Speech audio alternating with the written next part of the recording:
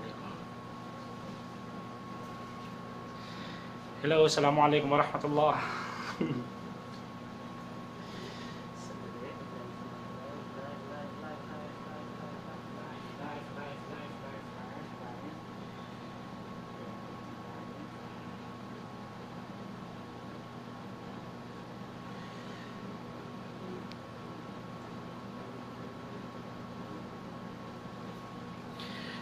Sa ilang sandali na lamang po, inshallah subhanahu wa ta'ala, ay magsisimula po tayo. Okay?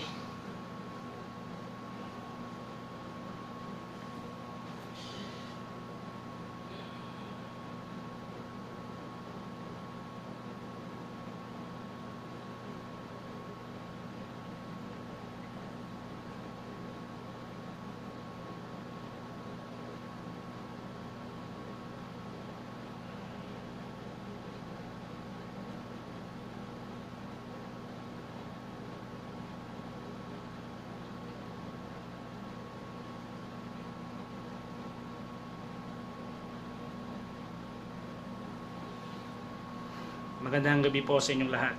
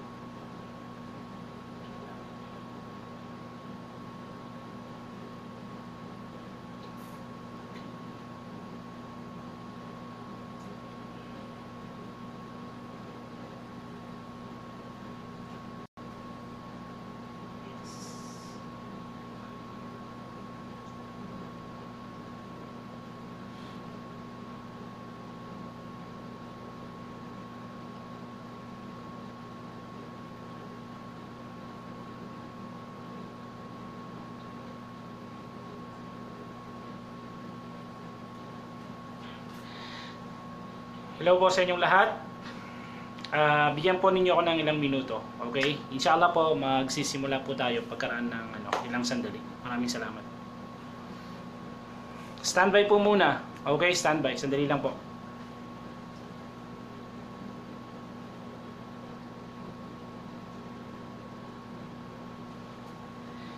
At i-message po ninyo ang inyong mga kaibigan, mga kasama, kamag-anak.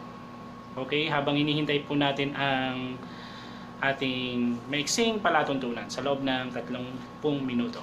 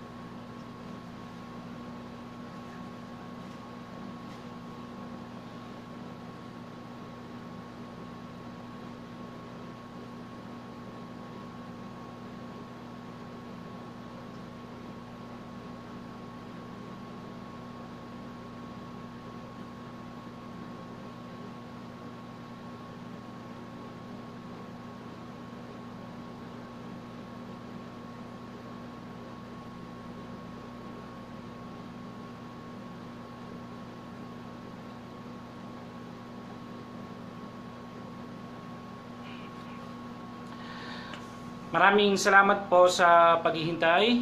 Assalamualaikum warahmatullahi wabarakatuh. At magandang gabi po sa lahat ng ating mga tagapanood. Alhamdulillah wa bihi nasta'in wa alayhi natawakkal. Wa ashhadu an la ilaha illallah wahdahu la syarika lah wa ashhadu anna Muhammadan abduhu wa rasuluh sallallahu alaihi wa ala alihi wa ashabihi wa man tabi'ahum bi ihsanin ila yaumiddin, amma ba'd. Muli po, magandang gabi po sa inyong lahat. Ang ating pong paksa ngayon, kung saan ang palatuntunang ito ay hatid sa inyo ng Ilm Islamic Light Multimedia, kung saan ito po ay mga gawain na nagbibigay sa atin ng karunungan sa relihiyong Islam. Okay po? At ang paksa po natin ngayon sa ating programa na matuto sa loob ng 30 minuto ay pinamagatang ang buhay ng Muslim ay masayang tunay. Okay po. Okay, so mas masayang tunay. Ito po ang paksa na ito ay actually nakuha ko po ito nung nag-aaral ako ng high school sa Kuliat High School Elementary. Kuliat Elementary School at saka Kuliat High School. Kung saan, siyempre, dahil ang mga kaklase natin ay mga Kristiyano, meron yung nagkakantahan na ang buhay ng Kristiyano ay masayang tunay. Okay? And then hanggang sa nung umabot ako ng first year high school, siyempre meron yung part ng catechism at saka yung values education, kung minsan ay kumakanta yung mga estudyante, and then dun ko naisip na bakit kinakanta ng mga Kristiyano yung ganitong kanta na ang buhay ng Kristiyano ay masayang tunay. Samantalang kung titingnan, mas masaya ang buhay ng isang Muslim. So, alhamdulillah, nung first year high school po ako ay nagkaroon ako ng pagkakataon na maihatid ang relihiyong Islam sa aking mga kaklase sa halos sa buong eskwelahan, dahil yung isa sa aking mga teacher, inibitahan niya ako na magsalita tungkol sa Islam, at alhamdulillah, na ipaliwanag ko sa kanila yung katuruan ng Islam. At siguro, hindi ko naman masasabi na tawag nito, na ipaliwanag ko ng maayos dahil bata pa ako nung time na yon. Pero nabalitaan ko na pagkaraan ng ilang taon, meron sa mga kaklase ko at saka mga schoolmates ko ang pumasok sa relihiyong Islam, alhamdulillah. Isa na nga doon yung kaklase ko before na si Jeric Law, kung saan dumating siya sa Saudi Arabia at nag-Muslim siya. At yun, nasabi rin niya yung pagsasaksi na walang sino mang Diyos na dapat sambahin maliban kay Allah. Okay, so huwag na po tayong magpatumpik-tumpik. Umpisahan ko na po kung bakit natin dapat sabihin na ang buhay ng Muslim ay mas masayang tunay. Okay, kung bakit ang buhay ng Muslim ay may mas masayang tunay, unang-una sa lahat, kapag halimbawa nagdadaawa tayo halimbawa sa mga Kristiyano, ang karaniwan na sasabihin nila ay, hindi ako mag-Muslim kasi masyadong maraming bawal sa relihiyong Islam. Masyadong maraming bawal sa relihiyong Islam. Bawal lang ganito, bawal lang ganyan, bawal lang ganon. Hanggang sa, siyempre, kung nagdadaawa tayo sa ating mga kapwa Pilipino, kailangan natin may paliwanag sa kanila ng maayos, kasi yun yung isa sa mga pumipigil sa kanila. Kahit na alam nila na tama yung itinuturo natin, pero kung minsan yun yung hindi nila kayang tanggapin na mawawala sa kanila yung kasiyahan. So, kailangan ipaliwanag natin sa kanila. So, isang beses, nasa Korfakan kami ng misis ko, merong isang babae na ganun. Sabi niya, paano ko magbu-Muslim? Mawawala yung mga kasiyahan na tawag nito, yung mga party-party, yung mga ganyan, yung mga barkadahan. So, sinagot namin yun sa kanya. Okay? Dahil mahalagang maipaliwanag natin sa mga hindi Muslim na hindi mahirap ang pagiging isang Muslim, bagkos ito ay masayang pamumuhay. So, paano namin sinabi? Sabi namin sa kanila, halimbawa, ano bang masasabi mo sa relihiyon ninyo, halimbawa sa Kristyanismo, na masasabi mo na maganda talaga ang buhay ninyo? Sabi niya, merong mga ganito, may inuman, may mga birthday party, may mga ganyan. Okay?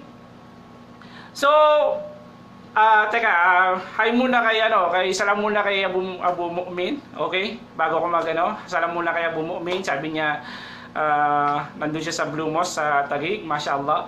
At kay Mimi Makarim, okay, mga naging estudyante ko sila sa Facebook. Okay, salam po sa inyo dyan. Okay, so sabi ko sa kanila, sabi ko dun sa babae na yon, so yan bang nagpapasaya sa iyo? Sabi niya, yung mga birthday celebrations, yung mga fiesta, yung mga inuman, yun daw yung mamimiss niya kapag pumasok siya ng relihiyong Islam. mawawala yun sa kanya. Sabi ko sa kanya, alam mo sister, o alam mo kabayan, sa Islam, meron ding mga piyesta. Yun nga lang ay linimitahan ng Islam. At kung bakit ito linimitahan ng Islam, ay para na rin sa ating kapakanan. Hindi ibig sabihin na pag nag-Muslim ka, wala nang mga kasiyahan. Okay, hindi ganon. Subalit, nilimitahan ito ng Islam upang mas maging maganda ang ating pamumuhay. Okay, magbigay tayo ng halimbawa sa fiesta. Okay, sa fiesta. Sa atin sa Pilipinas, nandito ako ngayon sa Pilipinas, okay, halos linggo-linggo, merong mga fiesta, kabi-kabilaan. Halimbawa, nung dati nakatira kami sa Quezon City, dito sa kabilang barangay, may fiesta, hindi lang barangay, kung minsan is yung napakaliit na daanan lang, halimbawa San Miguel Street, may fiesta, pagkara naman ng isang linggo, may fiesta naman sa kabila, and then gano'n naman, halos araw-araw merong fiesta. Okay? At alam nyo ba na sa bawat fiesta, merong nangyayaring aksidente. Di ba? Merong nag-iinuman at merong nagpapatayan. At gaano kalala ang piyesta? Gaano kalala ang piyesta? Ang lala ng piyesta, okay, nagkakaroon ng tinatawag natin na paghihirap sa mga Pilipino. Dahil ugali natin ng mga Pilipino, napakagandang ugali natin ng mga Pilipino, yung pagiging hospitable, okay, yung hospitality. So ayaw natin na mapahiya tayo sa ating mga kamag-anak at mga bisita na hindi natin sila mapakain ng maayos. So magkakanda utang-utang tayo para lang mapakain sila kahit na wala na talaga tayong makain. Okay? Basta lang natin sa ating mga bisita, hindi tayo mapasubo. And then, ang mangyayari, magpapainom tayo, and then magganyan, kung ano pang mga pabunggahan na mga gawain, which is, kung titingnan natin ay, hindi na siya nagiging maganda. Diba? Sa huli, tayo rin ang namomroblema. Diba? Sa huli, tayo rin ang namomroblema. Kasi, nagpakain ka nga, and then sa huli, nagkaroon pa ng kaguluhan, di ba? May diskuhan, nagkaroon ng kaguluhan, may nagkaroon pa tayo ng inuman. So sasabihin ba natin na yun ay masaya? Di ba? Masaya, pansamantala, pero ang dulo niya at ang pinakamalaking bunga niya ay hindi siya maganda. Okay? So sa Islam, halimbawa, ganun din naman yung birthday. Pag-celebrate ng birthday. Okay? Pag-celebrate ng birthday, bawal po sa Islam na mag-celebrate ng birthday. Kahit na kaninong birthday, kahit na birthday pa ni Propeta Muhammad sallallahu alaihi wasallam, yan po ay ipinagbabawal sa atin sa Islam. Okay? So, ano ang magandang naidudulot na pinagbawal sa atin ang pag-celebrate ng birthday? Di ba? Ilang tao ang nag-away ng dahil lang sa birthday? Mag-asawa na naghiwalay, magkaibigan na nagkahiwalay, magulang anak dahil hindi lang na alala yung birthday, di ba? Subhanallah. Tapos kung titingnan mo pa, masyadong malaking gastos, di ba? Masyadong malaking gastos. Okay, merong isang comment, sabi niya, oh, ganyan kami dati sa Pampanga nung hindi pa raw siya Muslim. Okay, mashallah. Masyadong malaking gastos ang pagse-celebrate ng birthday. Kung halimbawa, katulad ko, kung pwede sa Islam mo gawing obligado lang isa pagse-celebrate ng birthday. Ako halimbawa, meron akong mahigit 40 pamangkin. Tapos yung mga uncle ko pa, yung mga kapatid ko, 11. O kaya yung mga pamangkin na kapatid ng misis ko, 8. Tapos yung mga pamangkin pa niya, and then yung mga apo, and then Allah, halos araw-araw na lang merong birthday. Tapos mga schoolmates mo pa, mga office mates mo pa, mga kaibigan mo pa. Sinong kawawa? Diba? Ang dami-dami mong, although siyempre marami kang makakainan, pero sasama ang loob nila sa'yo pag wala kang dalang regalo or hindi ka makapagbigay ng regalo, di ba? Tapos palagi na lang inuman, ganito ganyan. Sa Islam, hindi lang naman sa Islam, kahit sa ibang relihiyon, bawal ang uminom ng alak. So, napakaganda ng Islam. Yan ang pangalawa na masasabi ko na kagandahan ng relihiyong Islam. Kung bakit mas masaya ang buhay ng Islam. Bakit? Kasi binibigyan ito ng sistema ang iyong pamumuhay. Hindi hinahayaan ng Islam na yung iyong sarili ay iwaksi mo na lang, o di kaya ay tawag nito, hayaan na lang yung sarili mo na gawin na lang ang gusto niya. Diba? Ang Islam hindi, nililimitahan ka niya. Ibibigay niya sa iyong kabutihan, ibibigay niya sa iyong kasiyahan, pero merong limitasyon. Merong limitasyon. Sa Islam, meron din namang mga fiesta, yung Eidul Fitr, tsaka Eidul Adha, at saka maliban pa doon, merong mga inaalaw na handaan. Although hindi siya tinatawag na fiesta, kasi pag sinasabing fiesta ay pangkalahatan talaga, di ba? Pang buong kamusliman. Merong inaalaw na halimbawa, ikinasal, di ba? So may handaan, sunna, may gantimpala. Pag may ipinanganak, merong akika, di ba? O di kaya pag nakatanggap ka ng biyaya, pwede ka magpakain, di ba? Anytime. Pero hindi yung birthday na talagang oobligahan. Lalo na halimbawa, ngayon darating na yung Pasko, di ba? No offense sa ating mga mga kababayan na mga Kristiyano. Marami akong ka-classmates and mga kaibigan na dati na, di ba, alam natin yung mga kwento nila dahil lumaki tayo sa Maynila. Hindi na may kakila yung pagtago ng mga magtatago na yung mga ninong, mga ninang. Bakit? Kasi nga, sisingil na sila ng kanilang mga inaanak. Sisingil na sila ng kanilang inaanak.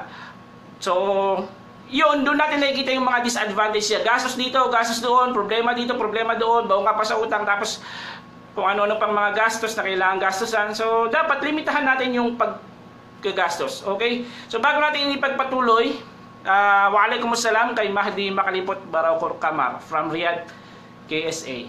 Okay, salam sa inyo dyan sa Riyadh. Okay, so ipagpatuloy natin kung bakit mas masaya ang buhay ng isang Muslim. Okay, isang beses merong isang sister. At alam ko, hindi lang sa kanya ito nangyari, pero maraming beses na nangyari sa mga kapatid natin, mga bagong Muslim. Okay, yung sister na yon, ang pumipigil lang sa kanya para siya ay mag-Muslim ay yung mga kaibigan niya. Okay, yung mga kaibigan. Sabi nila, although okay naman sa pamilya nila, pero yung mga kaibigan niya, sasabihin niya, pag nag-Muslim ka na, hindi ka na, wala ka nang pakisama, hindi ka na sasama sa amin sa mga diskuhan, ganito, ganyan, inuman. Okay? Pero sinabi namin sa kanila na, sister, hindi ibig sabihin na ang pagpasok mo sa Islam ay mawawalan ka ng kaibigan. Okay, bagkus papalitan sa iyo ni Allah Subhanahu wa Ta'ala ng mga tunay na kaibigan. So, nagtiwala siya sa kay Allah Subhanahu wa Ta'ala, tinanggap niya si Allah Subhanahu wa Ta'ala bilang nag-iisang Diyos, at nagkaroon siya ng pagkarami-raming mga tunay na mga kaibigan sa Islam. Masya Allah. Masya Allah. At naging mas maayos ang kanyang buhay. Mas naging okay ang kanyang buhay. Alam ko marami sa mga balik Islam. Okay? Mag-comment po kayo kahit hindi po kayo nakapanood ng live sa palabas natin na ito. Mag-comment po kayo sa ibaba. At ipakita po natin sa buong mundo na napakasaya natin bilang mga Muslim. Hindi tayo tinatawag na depressed or stress or what, or dahil namumroblema dahil sa mga ganitong mga patakaran na bawal daw. Actually, mas marami ang ipinapahintulot sa Islam. Napakarami na ipinapahintulot sa Islam kaysa sa mga ipinagbabawal, lalo na sa mga pagkain, lalo sa mga gawain. Dahil kung ititingnan natin yung ratio, siyam ang ipinahintulot ni Allah, halos isa lang yung ipinagbawal. Halos isa lang yung ipinagbawal. Okay? Si Asia Saripada, sabi niya, naalala daw niya yung kapitbahay niya na sinaksak dahil sa fiesta sa loob ng diskuhan. Alam mo po, Sister Asia, okay, Saripada, maraming salamat. Okay? At kay Al-Kathir Ali from Zamboanga, barakallahu fik din. Okay, nung high school kami, nung nagkaroon ng sunog sa Ozone Disco, meron akong mga schoolmates doon simula nung elementary. Doon sila namatay sa loob ng sa Ozone Disco, nagkaroon ng disco. Tapos nung nakatira kami sa Boracay, tuwing may mga fiesta, merong namamatay, may nagsusuntukan.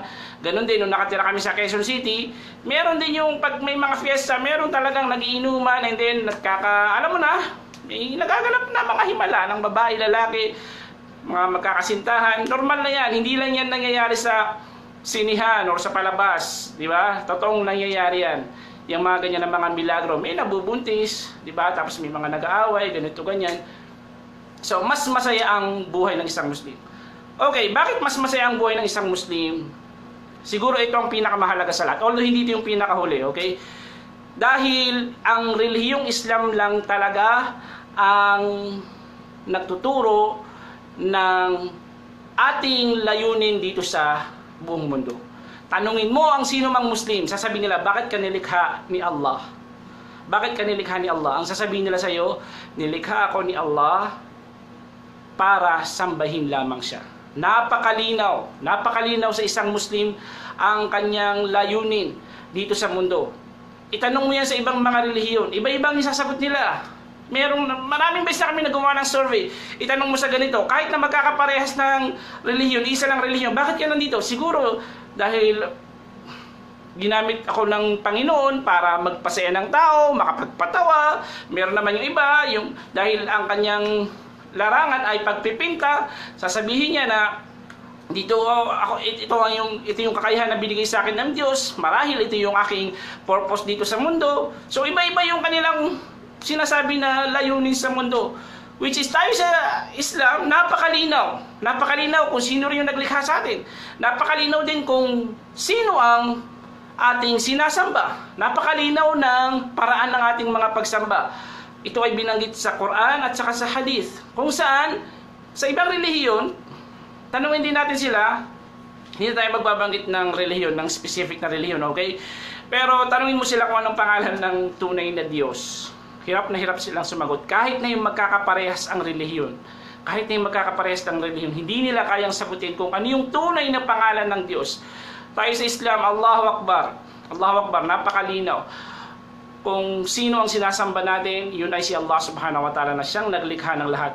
Okay, assalamualaikum daw sa akin pala, okay? From Fujairah, okay? Waalaikumsalam, Sister Aisha. Okay, so Masya Allah, maraming salamat sa inyong panonood. Pero hindi pa ako tapos. Alam niyo sa Islam, maliban pa sa malinaw kung ano ang dahilan kung bakit tayo narito sa mundo, hindi tayo binabagabag ng ating mga pag-iisip, ng ating mga puso kung ano ba talaga ang dahilan kung bakit nandito tayo sa mundo. Maliban pa doon, alam natin kung saan tayo patutungo. Napakalinaw kung saan tayo patutungo. At yun ay inihayag ni Allah subhanahu wa ta'ala at sa pamamagitan ng Quran at kinuwento din ng Propeta Muhammad sallallahu alaihi wasallam. Okay, ilang minuto pang natitira? Sandali lamang po titingnan ko lang. Meron pa tayong mga 10 minuto. Okay, so ano pa ang mga aspeto na masasabi natin na mas masaya ang buhay ng isang Muslim? Mas masaya ang buhay ng isang Muslim.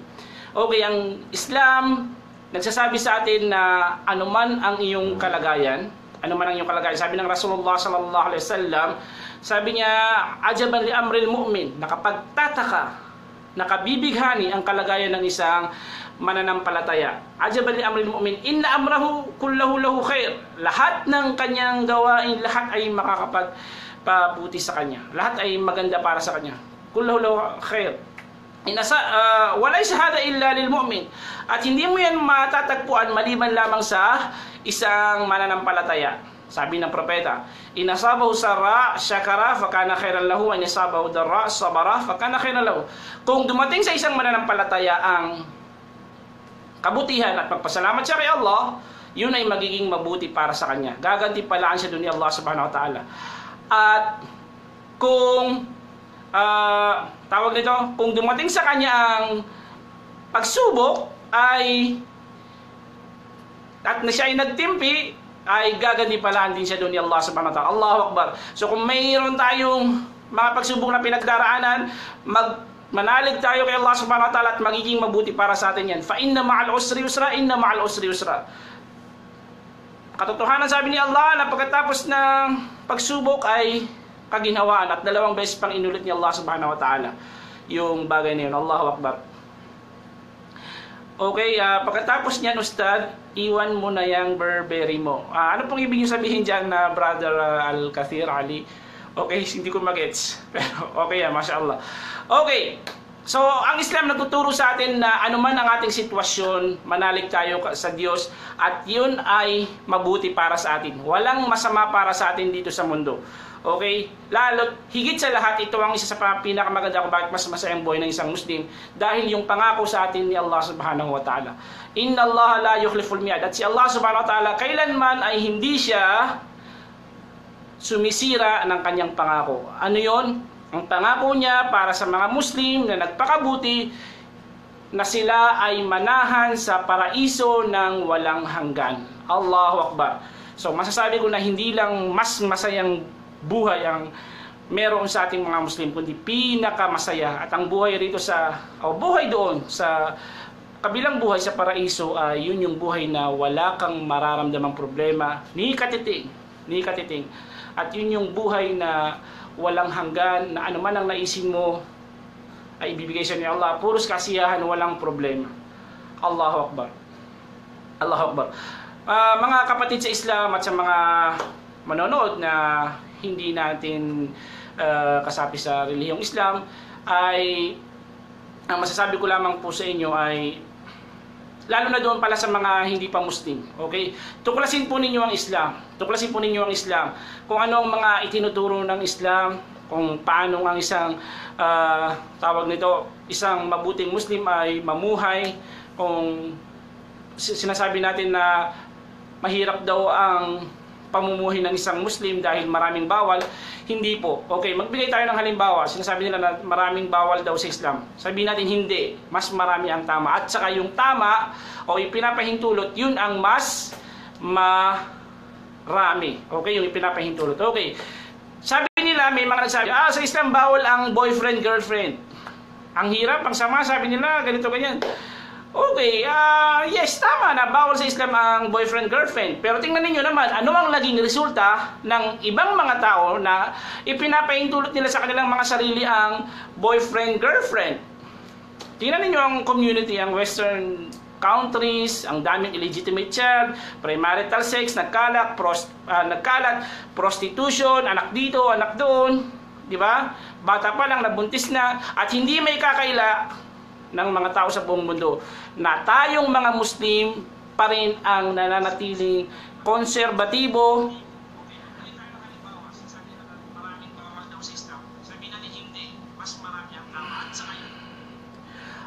Okay, sorry dahil merong maingay. Okay.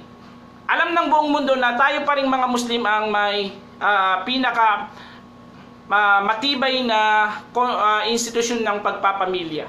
Okay? So kaya naman sinasabi natin na pinagbabawal natin ng boyfriend, girlfriend, which is kung tingnan natin, boyfriend, girlfriend, walang kasiguraduhan. Walang kasiguraduhan, tapos halos, tawag dito, walang katiyakan, tapos mas marami yung nanganganib, diba? Tapos masasaktan ka pa. So alin ang mas mainam, yung kasal o yung boyfriend, girlfriend? Natural, mas mainam yung kasal dahil makasisigurado ka. Allahu Akbar, makasisigurado ka sa na maganda ang inyong ginagawa at makasisigurado ka na mas ligtas at mas payapa yung pamumuhay ninyong mag-asawa. Okay, tapos sabi naman nila, bawal daw sa Islam ang mga isang beses nung nandun kami sa Caliboclan. Nung nandun kami sa Caliboclan, merong isang lalaki na gustong mag-Muslim. Kaya lang sabi niya, paano ko sabi niya mag-Muslim? Bawal sa inyong mga Muslim ang tawag nito? Yung gambling. Okay, gambling, pagsusugal. Okay, yung mga katulad ng pustahan, ganito, ganyan. And then, pinaliwanag namin sa kanya. Sabi namin sa kanya, kabayan, sa Islam kung bakit tawag nito pinagbabawal ang ganyang klase. Halimbawa, loto, ticket, ganyan, wedding, bakit pinagbabawal?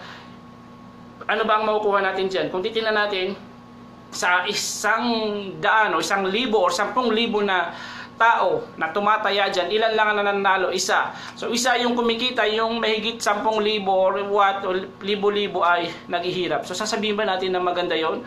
Nakakasira yon. Nakakasira yun sa komunidad, yung pagsusugal. At kahit naman sa relihiyon ninyo, sabi namin sa kanya na yan ay bawal. Diba? So anong nangyari? Tingnan nyo, maraming mga tao ang gumagawa ng mga ganito, hindi nila alam, yun ang mas lalong nakapagpapahirap sa kanila. Meron tayong mga kakilala, dahil siyempre mga kapitbahay natin is dati hindi mga Muslim, na halos tumanda na sila, hindi pa sila nananalo sa ganyang mga klase ng tayaan or tawag nito, ganyang klase ng mga gawain, pagsusugal, baraha or what.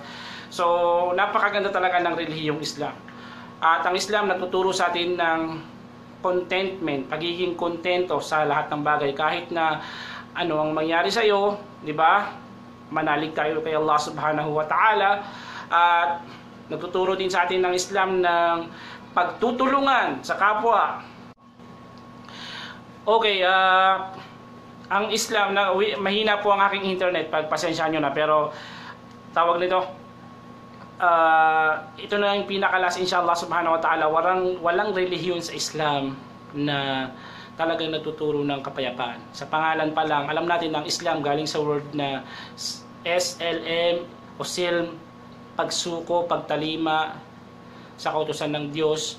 Subalit isa pa sa mga kahulugan nito yung word na salam, kapayapaan. At tayo lang din ang relihiyon na merong pagbati ng assalamu alaikum, Allahu Akbar.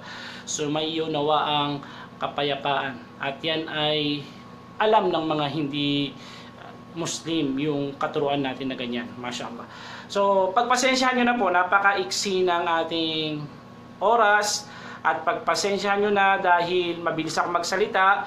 At inshallah subhanahu wa ta'ala, actually ang iniisip ko sa ating topic na ito, yung mga comments po ninyo. Okay? Si Brother Abdullah, bago tayo magtapos, sabi ni Brother Abdullah sa kanya, yan ang Islam, hindi nagko-contradict sa nature ng tao. Ang bawat batas ay kabutihan ang maidudulot dahil ito ay galing sa tagapaglikha. MashaAllah, maraming salamat po Brother Abdullah Diatras. Okay, so isa yun, MashaAllah, napakaganda ng kanyang comment. Hindi siya sumasalungat sa pagiging likas natin, sa pag-iisip natin, sa ating pag-iisip, sa ating puso. Logic siya at saka rational. Ibig sabihin, kayang-kaya siyang ipaliwanag ng pag-iisip natin at tatanggapin siya katanggap siya sa ating puso. At ganoon din, kayang-kaya siyang isabuhay. Saan ka man naroon, Muslim, nasa Amerika ka man, nasa Europa ka man, nasa Africa, mahirap ka man, mayaman ka man, businessman ka man, o ano man ang antas mo sa buhay, o kaya ay nandun ka man sa gubat, kayang-kaya nino man na ipamuhay ng tao ang relihiyong Islam. Yan din ang isa sa mga kagandahan ng relihiyong Islam. Okay? Na kayang-kaya siyang